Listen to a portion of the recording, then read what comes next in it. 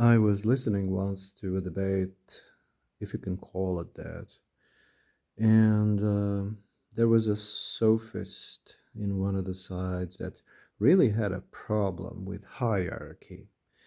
They decided that hierarchy was a made up thing by humans, to keep everybody down or something like that. So it was something to be abolished. I was like, oh, that doesn't sound right at all. The other day, I was doom scrolling. I couldn't sleep, and I stumbled upon this lady. She was a cat expert, lions, tigers, leopards, that sort of thing. And she was saying about the cats that come together in groups, such as lions. They form a hierarchy. Yeah, the top of the hierarchy has the responsibility of educating the others, sometimes violently. So it's quite often that the dominating couple, because they have a dominating female and male, the dominating ones, um, I don't know if they're like wolves, but it seems sometimes the dominating couple is the ones that reproduce and everybody else just, goes along with the thing. I'm not sure, I could be mistaken, but it seems that it's like that.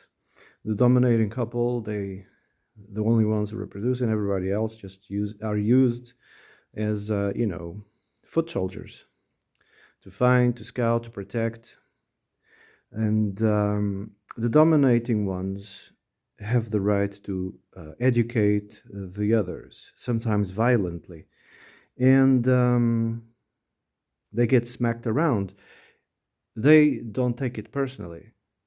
They submit and they say, "Thank you for the lesson." And they move on with their lives. They don't, take it as an aggression. They don't hold a grudge, you know. Cats that live in groups don't hold a grudge against the upper, hierarchies that um, educate them or uh, what's the other word I'm looking for? Give them discipline. There you go. They don't hold a grudge. But in the other hand, animals that are lonely, that are solitary, that are lone warriors, that are solitary, they just live their lives solo.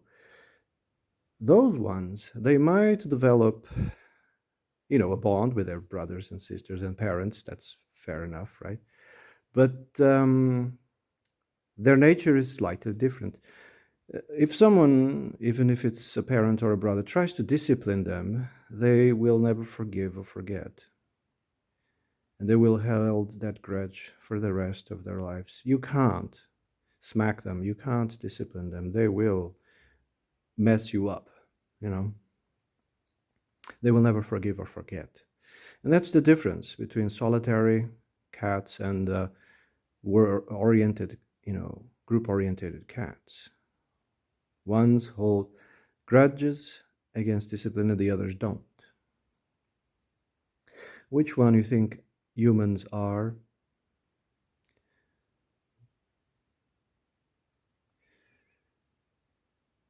I couldn't compare humans to other animals. I couldn't. It just doesn't make any sense. Humans are much more complex than that. Because human is a behavior. Being human is a behavior, and the more IQ, although I'm using IQ as conventionally, the more the IQ, the more complicated humans are. You just can't compare it to animals. You can't say humans are group orientated. You can't say humans are solitary creatures because we are everything. Yes, we are all of that. We can't really. That's why I don't buy Darwinism or any evolutionary whatever science. It's just bullshit. To me, it's just social, conditioning, social jargon sophists like to use. We just can't compare humans to animals. You know what happens?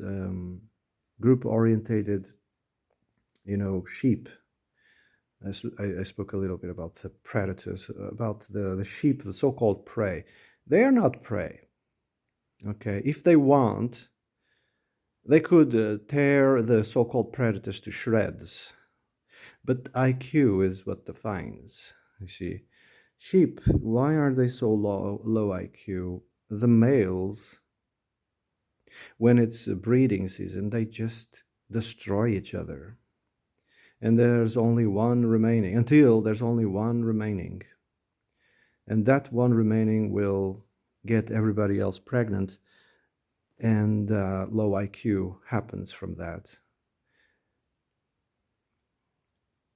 when there's not enough diversity in the genes, so-called genes. I'm saying this conventionally, okay? I'm using these because these are measurements, DNA, genes,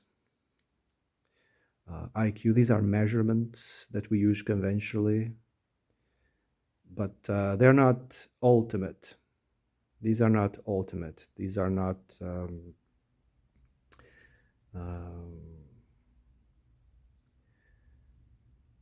I suppose we can use them, conventionally, but they are not ultimate. They are not universal, though. They're not universal. So we can use them in a discussion, but I suppose we shouldn't, give it that much credit. And again, sophists love those measurements. And sometimes that's why the world is such in a mess, because they think everything is run by numbers and statistics. No, it's not. Random. It's not. There's no math in nature. There's no math. It's not numbers that are running things. And there's no contradictions in nature either. Within people, there's this thing called epistemology. How do you know things? What are the processes? There's intuitive reasoning, there's counting and measuring, at least two that I know it off the top of my head right now. And counting and measuring is it's not ultimate. It's not. We use it conventionally.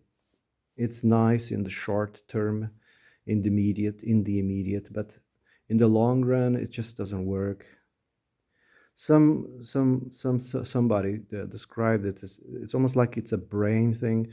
Some people, when they look at things, they see them fragmented, and then they try to put them together. They see things, or they only understand things if they defragment everything into pieces, and then they try to put them together. Others see the world as a whole, see the big picture first. The ones who see the big picture, they are able to make predictions more accurately. You call them the wise or the witch or the what was the name? The guy who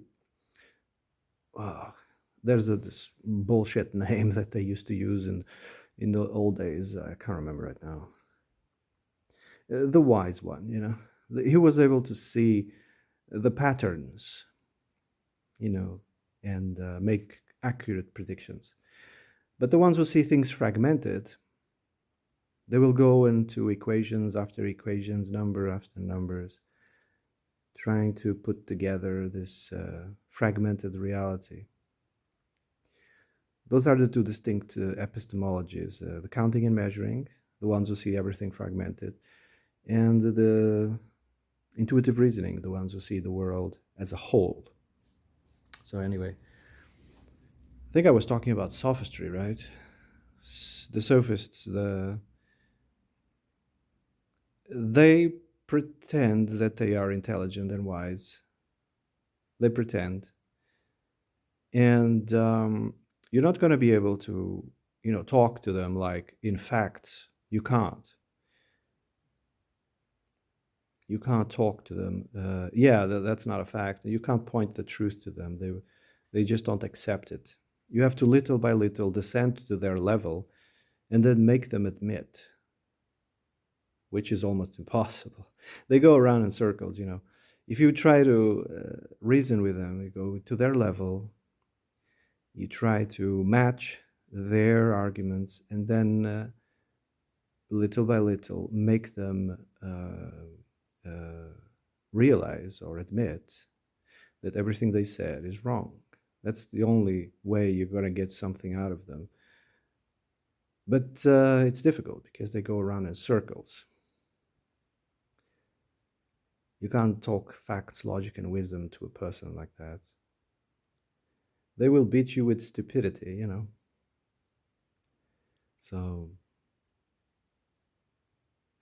all right.